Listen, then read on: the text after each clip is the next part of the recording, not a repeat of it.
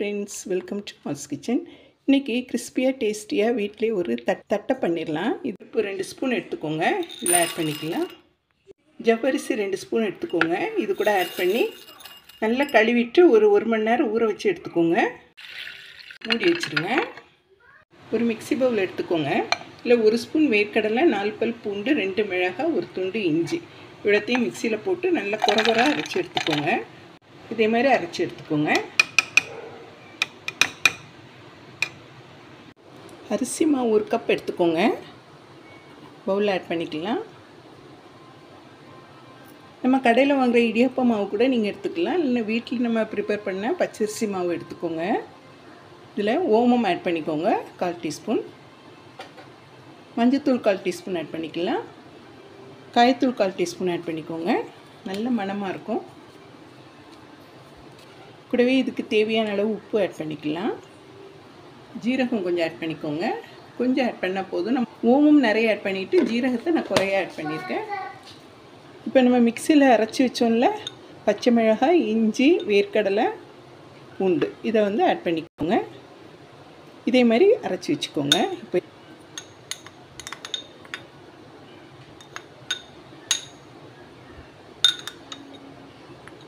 இதில் 2 ஸ்பூன் நெய் ஆட் பண்ணிக்கோங்க. நெய்யை உருக்கி ஆட் பண்ணிக்கலாம். இல்லைன்னா எண்ணெய் கூட நீங்கள் ஆட் பண்ணிக்கலாம். இது கூடவே கருவேப்பிலை இப்படி பொடிசாக கட் பண்ணி ஆட் பண்ணிக்கோங்க. இப்போ இதை ஃபஸ்ட்டு மிக்ஸ் பண்ணி விட்டுருங்க. இந்த அளவுக்கு மாவு ஃபஸ்ட்டு மிக்ஸ் பண்ணி வச்சுக்கோங்க.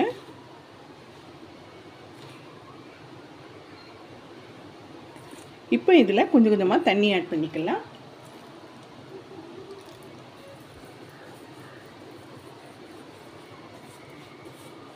நல்லா மிக்ஸ் பண்ணி விட்ட உடனே கடலைப்பருப்பும் ஜவ்வரிசியும் ஊற வச்சுருந்தால தண்ணியை ஃபில்டர் பண்ணிவிட்டு ஆட் பண்ணிக்கோங்க.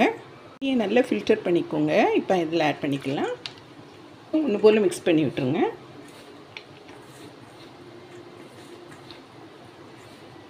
இதை இப்போ சப்பாத்தி மாவு அளவுக்கு பிசைஞ்சு வச்சுக்கலாம். இதே மாதிரி பிசைஞ்சு வச்சுக்கலாம்.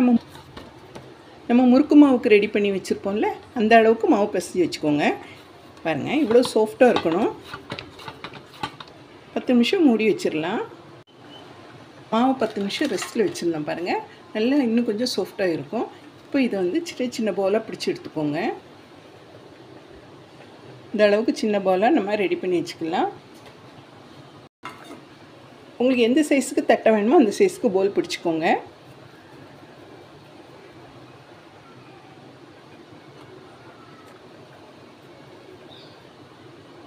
இதே மாதிரி சின்ன சின்ன போலாக பிடிச்சி வச்சுக்கோங்க. பாலித்தீன் பேப்பர் எடுத்துக்கலாம். இதில் எண்ணெய் கொஞ்சம் அப்ளை பண்ணிக்கோங்க. இப்போ நம்ம போல் பிடிச்சி வச்சோம்ல, இதை கொஞ்சம் டிஸ்டன்ஸாக வச்சுக்கோங்க.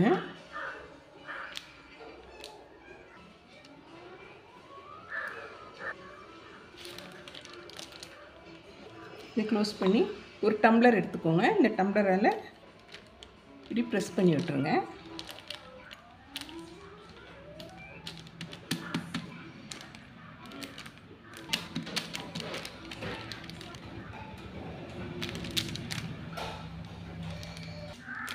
லைட்டாக இதை ஸ்ப்ரெட் பண்ணி விட்டுருங்க. லைட்டாக இந்த அளவுக்கு ஒரு ப்ரெஸ்ஸிங் கொடுத்து லைட்டாக ஸ்ப்ரெட் பண்ணி விட்டுருங்க.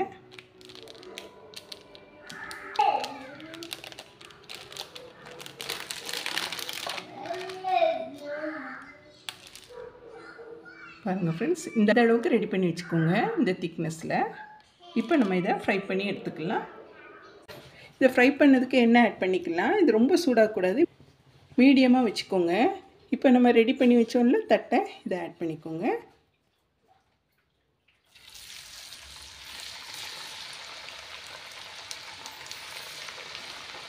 கையில் வைக்காதீங்க ஃப்ரெண்ட்ஸ்.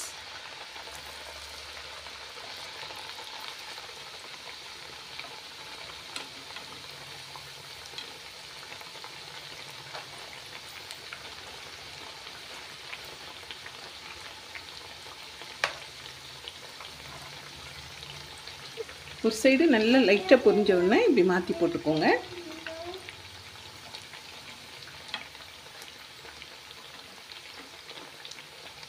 நல்ல கிறிஸ்பியாக டேஸ்ட்டாக இருக்கும் ஃப்ரெண்ட்ஸ். நீங்கள் கிறிஸ்மஸ்க்கு இதே மாதிரி ட்ரை பண்ணுங்கள்.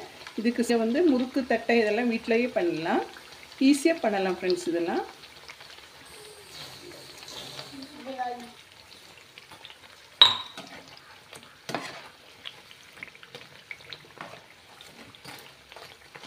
சிம்மில் வச்சு ஒரு 3 நிமிஷமாவது நல்லா பொரிய விடுங்க. எந்த ஒரு ஸ்வீட்டோ பலகாரம் செஞ்சாலும் இந்த எண்ணெய் கொதிக்கிற ஓசை கொஞ்சம் அடங்கணும் ஃப்ரெண்ட்ஸ். அப்போ தான் நம்ம எடுக்கணும். இது நல்லா ரெடி ஆகிட்டுன்னு அர்த்தம். பாருங்கள் ஃப்ரெண்ட்ஸ், நமக்கு நல்லா பொரிஞ்சிருச்சு. இப்போ நம்ம எடுத்துடலாம்.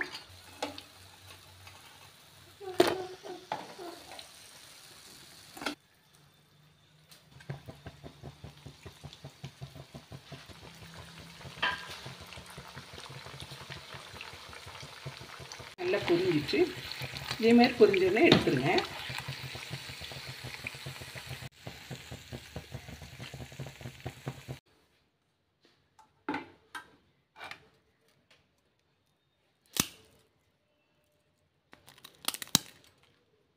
பாருங்கள் இவ்வளோ கிறிஸ்பியாக இருக்குன்னு.